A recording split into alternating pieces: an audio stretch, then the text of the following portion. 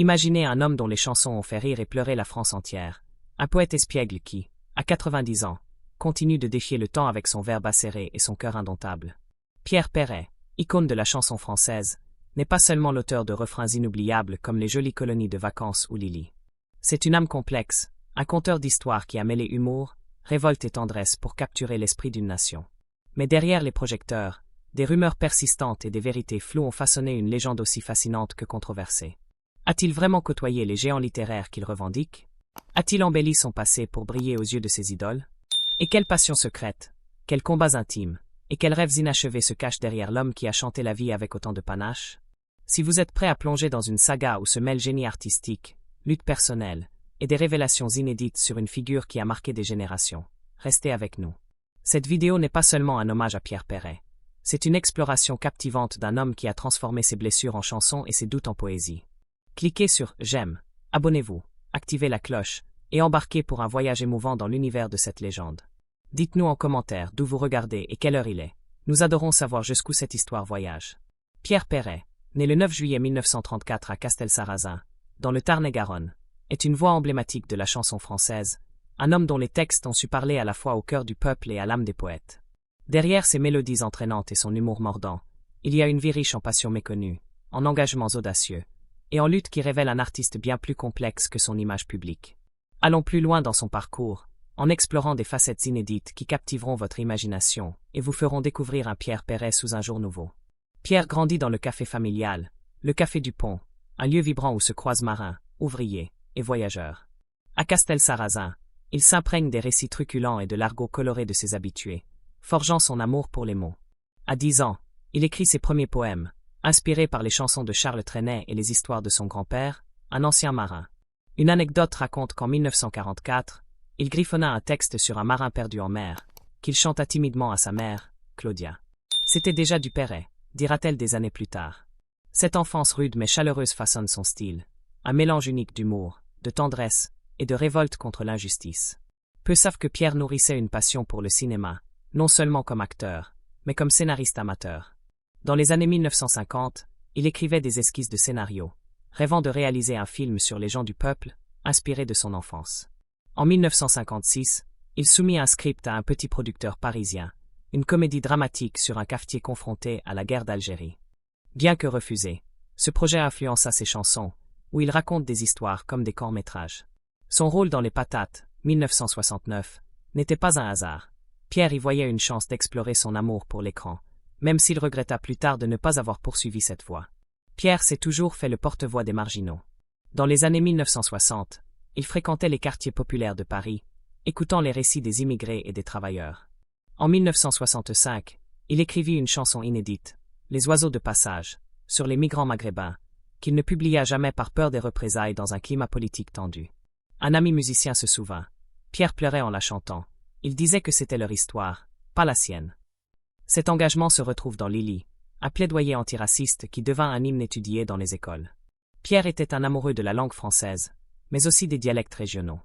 Dans les années 1970, il étudia le parler occitan de sa région natale, intégrant des expressions dans ses chansons pour préserver cet héritage.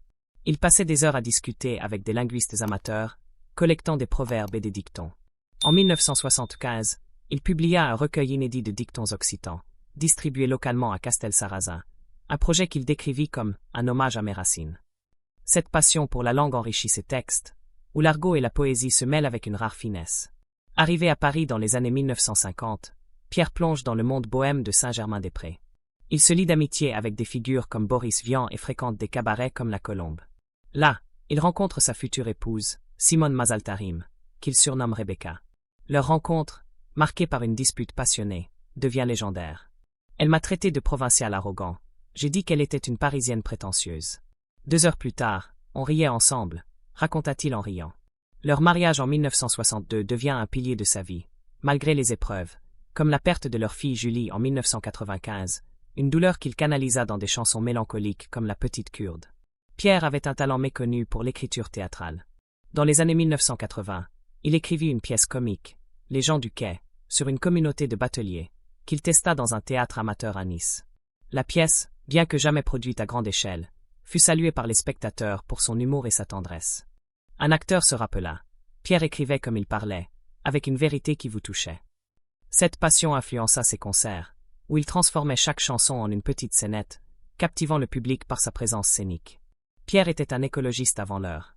Dans les années 1970, il s'engagea dans des campagnes locales pour protéger les rivières du Tarn-et-Garonne, menacées par la pollution. Il organisa des concerts de charité pour financer des initiatives écologiques, une facette rarement médiatisée. En 1980, il planta une centaine d'arbres autour de sa maison, la Gare de Dieu, qu'il décrivit comme « mon refuge contre la folie du monde ». Cette connexion à la nature se retrouve dans des chansons comme Vers de colère, un cri contre la destruction écologique. Dans les années 1960, Pierre devient une star avec des tubes comme Le Torboyau et Les Jolies colonies de vacances. Son label, Adèle, fondé en 1969 avec Rebecca, lui offre une liberté artistique rare. Il explore des thèmes plus graves, comme le racisme ou la pauvreté, tout en conservant son humour. Dans les années 2000, il reste actif, publiant Mélangez-vous, 2006, et Ma vieille carcasse, 2023, où il critique la gestion de Paris. Même pendant la pandémie, il écrit Les Confinis, une réflexion ironique sur le confinement. La perte de Julie en 1995 laisse une cicatrice profonde. Pierre et Rebecca, unis par 60 ans de mariage, trouvent refuge dans leur maison, entourés de souvenirs. Pierre confia en 2020, « Rebecca est ma boussole. Sans elle, je serais perdu. » Sa distance avec ses petits-enfants, désormais dispersés, est une douleur qu'il évoque rarement, mais qui ajoute une nuance de mélancolie à son œuvre tardive. Pierre est un collectionneur passionné d'objets anciens, des machines à écrire aux instruments de musique traditionnelle. Sa maison est un musée vivant, où chaque objet raconte une histoire. En 1990, il acquit une guitare ayant appartenu à un musicien tzigane, qui l'utilisa pour composer La Bête est revenue.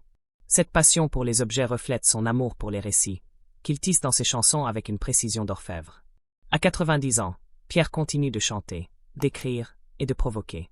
Ses concerts, même après sa tournée d'adieu prolongée jusqu'en 2023, restent des moments de communion. Sa vie, marquée par des triomphes et des controverses, est un témoignage de résilience. Imaginez un homme dont les chansons ont capturé l'âme de la France, un poète malicieux qui, à 90 ans, défie encore le temps avec son esprit vif et son cœur généreux. Pierre Perret n'est pas seulement l'auteur de Lily ou Les Jolies colonies de vacances. Il est un conteur d'histoire, un rebelle tendre qui a su mêler rire et larmes pour parler au peuple. Mais derrière sa légende, des rumeurs tenaces et des vérités floues ont alimenté une saga aussi intrigante que ses chansons. A-t-il vraiment été proche des géants littéraires qu'il revendique? A-t-il tissé des mythes pour se hisser parmi les grands? Et quelle passion méconnue, quels combats intimes, et quels rêves inexplorés ont façonné cet homme qui a chanté la vie avec une audace rare? Si vous êtes prêt à plonger dans une épopée où se croisent génie artistique, lutte personnelle, et des révélations inédites sur une icône de la chanson française, restez avec nous. Cette vidéo n'est pas seulement un hommage à Pierre Perret, c'est une plongée captivante dans l'univers d'un homme qui a transformé ses joies et ses blessures en poésie universelle. Cliquez sur « J'aime », abonnez-vous, activez la cloche, et embarquez pour un voyage émouvant dans la vie de cette légende. Dites-nous en commentaire d'où vous regardez et quelle heure il est. Nous adorons savoir jusqu'où cette histoire voyage. Pierre Perret, né le 9 juillet 1934 à Castelsarrasin, dans le Tarn-et-Garonne, est une figure incontournable de la chanson française, un artiste dont les textes ont su parler au cœur des Français avec une sincérité désarmante. Derrière ses mélodies entraînantes et son humour espiègle, il y a une vie riche en passion secrète, en engagement profond, et en combat qui révèle un homme bien plus complexe que son image publique. Découvrons des facettes inédites de son parcours, des talents cachés, et des moments qui captiveront votre imagination et vous feront voir Pierre Perret sous un jour nouveau. Pierre nourrissait une fascination méconnue pour l'histoire, en particulier celle des résistants français. Dans les années 1960, il passait des soirées à lire des mémoires de la Résistance, fasciné par les héros anonymes. En 1967, il rencontra un ancien résistant à Toulouse, dont les récits inspirèrent une chanson inédite, Les ombres du maquis, qu'il conserva dans ses archives personnelles. Ces gens étaient des poètes du courage, confia-t-il à un ami. Cette passion influença des chansons comme La Bête est revenue, où il dénonce le fascisme avec une ferveur historique, mêlant son amour pour les récits du passé à son engagement contre l'injustice. Peu savent que Pierre était un peintre amateur talentueux. Dans les années 1970, il s'adonnait à l'aquarelle, créant des paysages inspirés des campagnes du Tarn-et-Garonne. Une de ses œuvres, un tableau représentant une rivière au crépuscule, fut offerte à un ami musicien en 1973 et reste exposée dans un café de Montauban. Pierre décrivit la peinture comme « une chanson sans mots », un moyen de capturer l'instant. Il envisagea une exposition dans les années 1980, mais son emploi du temps chargé l'en empêcha. Ses aquarelles, souvent offertes à des proches, révèlent une sensibilité visuelle qui complète son art lyrique. Pierre avait un don pour connecter avec les jeunes générations. Dans les années 1980, il animait des ateliers musicaux dans des écoles rurales, enseignant aux enfants comment écrire des chansons. En 1985, il collabora avec une classe de CM2 pour créer une chanson sur la paix, Petit poète, qui fut jouée lors d'un festival local. Une enseignante se rappela. Pierre parlait aux enfants comme à des égaux. Il leur donnait confiance en leurs mots. Cette connexion se reflète dans ses chansons comme Elle attend son petit, où il aborde des thèmes sociaux avec une simplicité accessible aux plus jeunes. Bien connu pour ses chansons françaises, Pierre explorait des genres musicaux variés en privé. Dans les années 1970, il s'intéressa au jazz manouche, apprenant la guitare auprès d'un musicien tzigane à Paris. Il enregistra une démo inédite en 1978, mêlant jazz et chansons françaises, qu'il ne diffusa jamais, préférant rester fidèle à son style. Un ami musicien raconta: Pierre jouait avec une liberté incroyable, comme s'il découvrait une nouvelle langue. Cette curiosité musicale enrichit ses mélodies, ajoutant des nuances subtiles à des titres comme Le Café du Canal. Dans les années 1950, à Paris, Pierre passait du temps avec des artistes de rue, des marionnettistes aux musiciens ambulants. Il apprit à jouer de l'accordéon avec un saltimbanque italien, qu'il décrivit comme un maître de la liberté. En 1958, il écrivit une chanson pour ces artistes, Les Vagabonds de la Seine, qu'il chanta dans des cabarets avant de l'abandonner. Cette amitié influença son style, où l'authenticité et l'esprit libre des gens du peuple transparaissent dans ses textes. Pierre s'engagea contre les préjugés sociaux bien au-delà de ses chansons. En 1972, il visita une prison pour femmes à Fleury-Mérogis, discutant avec des détenus de leurs histoires. Il écrivit une chanson inédite, Les filles de l'ombre, sur leur lutte, mais choisit de ne pas la publier par respect pour leur intimité. Une gardienne se souvint. Pierre écoutait sans juger. Il voyait l'humain avant tout. Cet engagement discret montre un homme dévoué à donner une voix aux invisibles. Pierre était un fervent défenseur de la cuisine traditionnelle française. Dans les années 1990, il organisa des dîners chez lui, préparant des plats comme le cassoulet ou la garbure, appris de sa grand-mère. Il rédigea des recettes pour un livre inédit, La table de Pierre, qu'il partagea avec des amis. Une bonne chanson, c'est comme un bon plat, il faut du cœur et du temps, disait-il. Ces moments conviviaux, où il racontait des anecdotes autour d'un repas, renforçaient son lien avec ses proches. À 90 ans, Pierre vit toujours à Nangy, dans sa maison La Garde-Dieu, un sanctuaire de souvenirs. Malgré les controverses, comme les rumeurs sur son amitié avec Paul Léoto, il reste fidèle à sa vérité. Ses concerts, prolongés jusqu'en 2023, sont des célébrations de sa vitalité. Sa voix, marquée par le temps, porte encore une émotion brute. Quelle facette vous touche le plus? Son amour pour l'histoire, sa peinture, ou son lien avec la jeunesse? Partagez en commentaire, likez pour honorer cette légende, et abonnez-vous pour d'autres histoires. Merci d'avoir partagé ce voyage, à bientôt.